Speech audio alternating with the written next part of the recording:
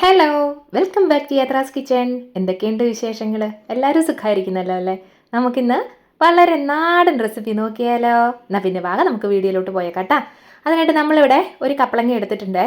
അപ്പോൾ ഈ ഒരു കപ്പളങ്ങയൊന്നും നമുക്ക് ആവശ്യമില്ല, അരമുറി കപ്പളങ്ങ മതി കേട്ടോ. അപ്പോൾ അതിനെ ഒന്ന് ചൊനയൊക്കെ ഒന്ന് ചെത്തിക്കളയണം. അതെന്നാന്ന് വെച്ചിട്ടുണ്ടെങ്കിൽ ഈ കപ്പളങ്ങ ചെത്തി ഇത് കണ്ടോ, ഇതുപോലെ ചെയ്ത് കഴിയുമ്പോൾ ആ വെള്ള കളറിൽ ഇറങ്ങി വരുന്നുണ്ടോ, ഒരു പശപശപ്പുണ്ട്. അത് കളയുകയാണെന്നുണ്ടെങ്കിൽ കപ്പളങ്ങ കഴിക്കത്തില്ല. എല്ലാ കപ്പളങ്ങയ്ക്കൊന്നും ഉണ്ടാവില്ല, ചിലതിനൊക്കെ മാത്രം കേട്ടോ. അതുകൊണ്ട് എപ്പോഴും കപ്പളങ്ങ ചെത്തുമ്പോൾ ഒന്ന് ഓർത്തോളുക, ഇതിൻ്റെ ചൊനയൊന്ന് ചെത്തിക്കളയാനായിട്ട് കേട്ടോ.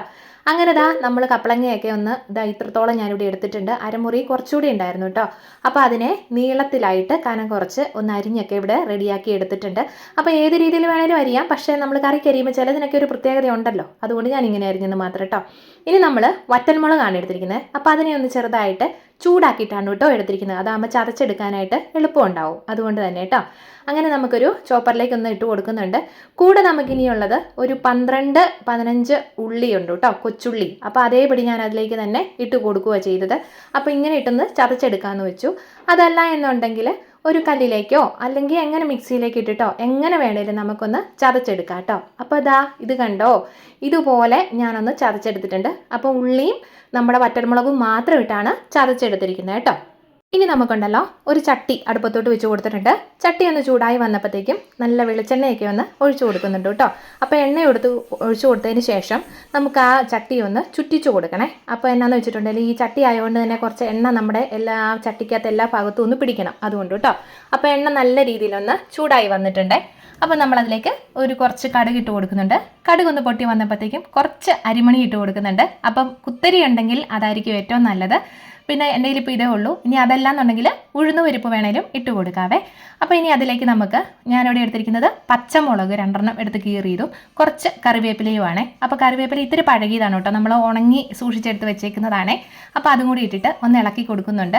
അപ്പോൾ ഈ പച്ചമുളക് ഇട്ട് കൊടുത്തത് എന്നാന്ന് വെച്ചിട്ടുണ്ടെങ്കിൽ വറ്റൽമുളക് നമ്മൾ ഓൾറെഡി ചതച്ചെടുത്തിട്ടുണ്ടല്ലോ. അപ്പോൾ ഇനി നമുക്ക് പച്ചമുളകിൻ്റെ ആവശ്യമുള്ളൂ കേട്ടോ. അപ്പോൾ ഒരു 1/4 ടീസ്പൂൺ മഞ്ഞൾപ്പൊടിയും കൂടി ഇട്ടിട്ട് ഒന്ന് നല്ല രീതിയിലൊന്ന് ഇളക്കി കൊടുക്കുന്നുണ്ട്. ഇനി അതിലേക്ക് നമ്മൾ ചതച്ച് വെച്ചിരിക്കുന്ന വറ്റൽമുളകും ഉള്ളിയുടെയും കൂടെ മിക്സ് ഉണ്ടല്ലോ, അതെല്ലാം കൂടി ഇതിലേക്കൊന്ന് ഇട്ട് കൊടുത്തിട്ട് ഒരു 2-3 മിനിറ്റ് ആ ഉള്ളിയുടെ പച്ചമണം ഒന്ന് ചെറിയതായിട്ട് രീതിയിൽ ഒന്ന് മാറത്തക്ക വിധത്തിൽ ഒന്ന് ഇളക്കി കൊടുക്കുക കേട്ടോ. അപ്പോൾ നമ്മുടെ വീഡിയോ കണ്ടുകൊണ്ടിരിക്കുന്ന സമയത്ത് ഇഷ്ടപ്പെടുകയാണെന്നുണ്ടെങ്കിൽ താഴെ ഒരു ലൈക്ക് ബട്ടൺ ഉണ്ട്, ഒന്ന് ലൈക്ക് ചെയ്യാനായിട്ട് മറക്കണ്ട കേട്ടോ. അപ്പോൾ ഇനി അതെല്ലാം കൂടി ഒന്ന് റെഡിയായി വന്നതിന് ശേഷം നമ്മൾ അരിഞ്ഞു വെച്ചിരിക്കുന്ന പപ്പായ കഷ്ണങ്ങളും കൂടി അതിലേക്കൊന്ന് ഇട്ട് കൊടുക്കുക കേട്ടോ. അങ്ങനെ പപ്പായ കഷ്ണങ്ങളെല്ലാം ഇട്ട് കൊടുത്തിട്ടൊന്ന് ചെറുതായിട്ടൊന്ന് ഇളക്കി കൊടുത്തോളൂ. കാരണം വെച്ചിട്ടുണ്ടെങ്കിൽ ചട്ടി ആയതുകൊണ്ട് തന്നെ ചിലപ്പോൾ അത് പെട്ടെന്ന് അടിയിൽ കരിഞ്ഞെന്നല്ല, ഒരു ചെറുതായിട്ട് പിടിക്കാൻ സാധ്യതയുണ്ട്. അപ്പോൾ നമ്മുടെ പപ്പായ കഷ്ണങ്ങളും കൂടി ഇട്ട് കൊടുത്തിട്ടൊന്ന് ഇളക്കുകയാണെങ്കിൽ നല്ലതായിരിക്കും. ഇനി കറിക്ക് ആവശ്യത്തിനുള്ള ഉപ്പും കൂടെ ചേർത്ത് കൊടുക്കുക കേട്ടോ. അങ്ങനെ ഞാനിവിടെ കുറച്ച് ഉപ്പും കൂടെ ചേർത്ത് കൊടുക്കുന്നുണ്ട്. ഇനി നല്ല രീതിയിലൊന്ന് ഇളക്കി ഒന്ന് കൊടുക്കണം.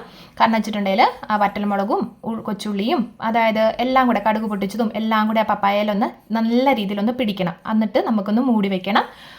അതുവരെ ഒന്ന് ചെറുതായിട്ടൊന്ന് ഇളക്കി കൊടുത്തോളൂ, ഒരു 2-3 മിനിറ്റ് അത്ര മാത്രമേ ഉള്ളൂ കേട്ടോ. അങ്ങനെ എല്ലാം ഒന്ന് റെഡിയായി കൊടുത്തിട്ടുണ്ട്. തട്ടിപ്പൊത്തി നമ്മൾ വെച്ചതിന് ശേഷം ഒരു സ്വല്പം വെള്ളം ഒഴിച്ചു കൊടുക്കുന്നുണ്ട്. വെള്ളം കൂടി പോകാൻ പാടില്ല, കാരണം കപ്പളങ്ങ ആയതുകൊണ്ട് തന്നെ വല്ലാതങ്ങ് വെന്ത് കുഴയും കേട്ടോ. അങ്ങനെ നമ്മളൊരു 5 മിനിറ്റ് നേരത്തിന് ലോ ഫ്ലെയിമിലിട്ടിട്ട് വേവിക്കാമെന്ന് വെച്ചു കേട്ടോ. അങ്ങനെ നമ്മളൊരു 5 മിനിറ്റ് കഴിഞ്ഞപ്പം ഒന്ന് തുറന്ന് നോക്കിയിട്ടുണ്ട്. അപ്പം ഒരു 1/4 വേവോളം തന്നെ ഏകദേശം ആയിട്ടുണ്ട്. എന്നിരുന്നാലും അതിൽ നമ്മൾ ഈ ചതച്ച് വെച്ചിരിക്കുന്ന മിക്സുകളെല്ലാം കൂടെ ആ കപ്പളങ്ങയിലൊന്ന് പിടിക്കണം എന്നുണ്ടെങ്കിൽ ഒരു സ്വല്പം നേരം കൂടെ ഒരു 2-3 മിനിറ്റ് കൂടെ നമുക്ക് നല്ല രീതിയിലൊന്ന് മൂടി വെച്ച് തന്നെ വേവിച്ചെടുക്കണം. അതുകൊണ്ട് എന്ത് ചെയ്തു, ഒന്നുകൂടെ ഒന്ന് ഇളക്കി തട്ടിപ്പൊത്തിയിട്ട് നമുക്ക് ഒരു 2-3 മിനിറ്റും കൂടെ ഇതുപോലെ തന്നെ ഒന്ന് അടച്ച് വെച്ച് വേവിച്ചെടുക്കാം കേട്ടോ. അപ്പം ഓൾറെഡി വെന്തതാണെന്ന് പറഞ്ഞില്ല, അപ്പോൾ അധികം നേരത്തിൻ്റെ ആവശ്യമില്ല, ഒന്ന് ശ്രദ്ധിച്ചോളുക കേട്ടോ. പ്രത്യേകിച്ച് നമ്മൾ വെള്ളമൊന്നും ചേർത്ത് കൊടുക്കരുത്. അപ്പോൾ നോക്കിയേ, ഇത് കണ്ടോ, ഏകദേശം നല്ല രീതിയിൽ തന്നെ വെന്തൊക്കെ കിട്ടിയിട്ടുണ്ട് കേട്ടോ. നമുക്ക് കപ്പളങ്ങ നമുക്ക് ആ വേവ് നോക്കുമ്പോൾ ഒന്ന് ഞെക്കി നോക്കിയാൽ മതി, അപ്പോൾ നമുക്കത് മനസ്സിലാവും. ആ തവി കൊണ്ട് തന്നെ ഒന്ന് ഞെക്കി നോക്കിയാൽ മതി, അപ്പോൾ നമുക്ക് മനസ്സിലാവും കേട്ടോ. അങ്ങനെ നമ്മളൊന്ന് തോർത്തിയിട്ട് കൊടുക്കുന്നുണ്ട്. ഇനിയിപ്പോൾ അതിൻ്റെ ആവശ്യമുള്ളൂ, കാരണം നമ്മൾ ഒഴിച്ച വെള്ളത്തിൻ്റെയും അതുമാത്രമല്ല ആവി വെള്ളത്തിൻ്റെയൊക്കെ ഒന്ന് വലിഞ്ഞു കിട്ടണം, അല്ലെങ്കിൽ കുഴഞ്ഞു കിടക്കും, അതുകൊണ്ടാണ് കേട്ടോ. അപ്പോൾ അതൊന്ന് വലിഞ്ഞു പൊക്കോട്ടെ.